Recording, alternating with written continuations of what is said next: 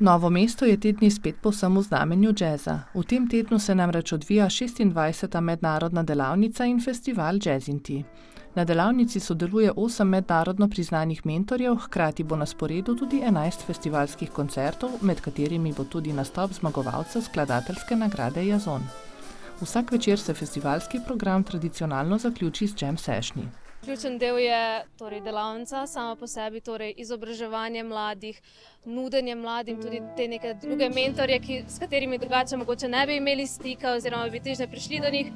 In s tem pride tudi do nekega medgeneracijskega povezovanja kultur, namreč prihajajo udeleženci iz vseh možnih držav.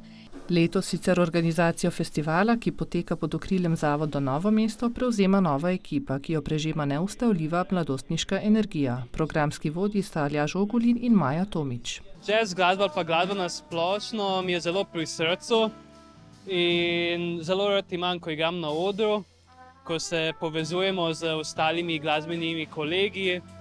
To so neki nepredstavljivi, občutki na odru in zunaj odra. Jazzinti je v četrt stoletja izobrazil preko 1200 udeležencev delavnic ter izvedel več kot 250 koncertov slovenskih in tujih glasbenikov. Imamo 60 udeležencev, tako da so bendi zelo veliki. Tudi danes, ko smo se vsi zbrali, je bila energija neverjetna, vsi so bili polni pričakovanj, so se začeli pogovarjati. Nekaj jih že celo vidimo zdaj tukaj na prizorišču, še preden se je festival začel. Prvi večer se je s koncertom predstavil Marko Momčilović kvartet, ki združuje 4 mlade glasbenike. Zasedba gradi prepoznaven zvočni svet s prepletanjem akustičnega in digitalnega zvoka.